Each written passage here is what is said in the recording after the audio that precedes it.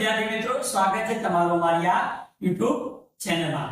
આજે આપણે આ વિડિયોમાં ભણીશું ધોરણ 7 વિષય ગણિત પ્રકરણ 2 અપૂર્ણાંક અને દશાંશ સંખ્યાઓ, જેમાં સ્વાધ્યાય 2.1 નો દાખલા નંબર 5 આપણે આ વિડિયોમાં જોવાના છીએ। જો તમે અમારી ચેનલમાં નવા હો તો સૌપ્રથમ મારી આ ચેનલને સબસ્ક્રાઇબ કરી દો, જેથી તમને આવનારા જે વિડિયો છે એનો લાભ મળી શકે। તો શરૂ કરીશું આપણે દાખલા નંબર 5। શોધો, એમાં પહેલું એ 24 અને 46 દરેકના એક દૂત્યાંશ, એટલે કે 24 અને 46 ના અડધા આપણે શોધવાના છે। તો સૌથી પહેલા લેશું 24 ના એક દૂત્યાંશ, એટલે કે 24 ના અડધા। તો શું કરીશું, 24 નાની જગ્યાએ શું લખવાનું, ગુણાકાર, બાજુ એક દૂત્યાંશ, ઉપરના બંનેનો ગુણાકાર 24 ગુણ્યા 1 એટલે 24 એકા 24, ભાગાકારમાં 2, 24 ને 2 વડે ભાગી કેટલો જવાબ આવે 12। તો 24 ના અડધા એટલે કે એક દૂત્યાંશ કેટલા થયા, 12 થશે। હવે જોઈશું 46 ના એક દૂત્યાંશ, 46 ના એક દૂત્યાંશ એટલે કે 46 ના અડધા। તો 46 નાની જગ્યાએ કરીશું ગુણાકાર એક દૂત્યાંશ, ઉપરના બેનો ગુણાકાર 46 ગુણ્યા 1 એટલે 46 એકા 46, ભાગાકારમાં 2, 46 ને 2 વડે ભાગીએ તો કેટલો જવાબ આવે, 23। કેટલો આવે, 23।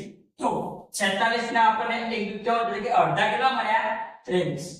હવે જોઈશું બી 18 અને 27 દરેકના બે તૃતીયાંશ, 18 અને 27 દરેકના કેટલા શોધવાના, બે તૃતીયાંશ શોધવાના। તો પહેલા લઈશું 18 ના બે તૃતીયાંશ, તો 18 નાની જગ્યાએ ગુણાકાર બે તૃતીયાંશ, અહીં આગળ 18 ગુણાકારમાં અને 3 ભાગાકારમાં આપેલા છે તો ઉડાડી દઈશું। શું કરશું, ઉડાડી દઈશું। 3 ના ઘડિયામાં 18 આવે, 3 છંગ 18, 3 છંગ 18 એટલે કે ઉપર 6 મૂકવાના। હવે વધ્યું શું, 6 ગુણ્યા 2, 6 દુ 12, તો 18 ના બે તૃતીયાંશ કેટલા થાય, તો 12, કેટલા થશે, 12। જોઈશું આપણે જે 27 ના બે તૃતીયાંશ, તો 27 નાની જગ્યાએ ગુણાકાર કરીશું અને બે તૃતીયાંશ।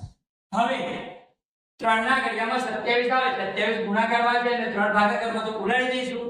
3 નવા 27, 3 નવા 27, તો 9 ગુણ્યા 2, 9 દુકડા થયા 18, તો 27 ના બે તૃતીયાંશ કેટલા થશે, 18। જોઈશું કે આપણે આગળ 16 અને 36 દરેકના 3 ચતુર્થાંશ શોધવાના। તો પહેલા 16 ના આપણે 3 ચતુર્થાંશ શોધીશું। તો 16 નાની જગ્યાએ ગુણાકાર 3 ચતુર્થાંશ, અહીંયા આગળ 16 ગુણાકારમાં છે અને 4 ભાગાકારમાં આપેલા છે તો ઉડાડીશું। 4 4 16, તો વધ્યું શું, 4 ગુણ્યા 3, 4 તરી 12, એટલો જવાબ આવ્યો 12। 16 ના 3 ચતુર્થાંશ કેટલા થાય, 12 થશે। એવી રીતે આપણે 36 ના 3 ચતુર્થાંશ શોધીશું। તો 36 નાની જગ્યાએ ગુણાકાર 3 ચતુર્થાંશ, હવે 36 ગુણાકારમાં છે, 4 ભાગાકારમાં છે તો ઉડાડીશું।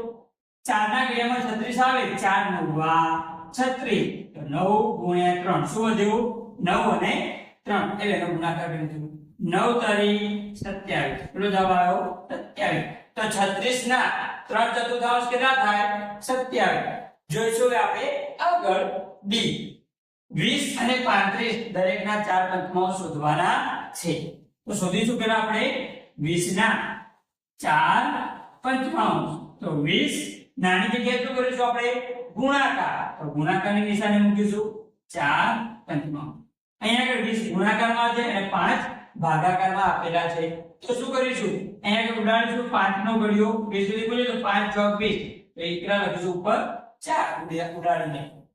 હવે વધ્યું શું, 4 ગુણ્યા 4, ચોગુ ચોગુ 16, કેટલો જવાબ આવે, 16। તો 20 ના 4 પંચમાંશ કેટલા થાય, 16।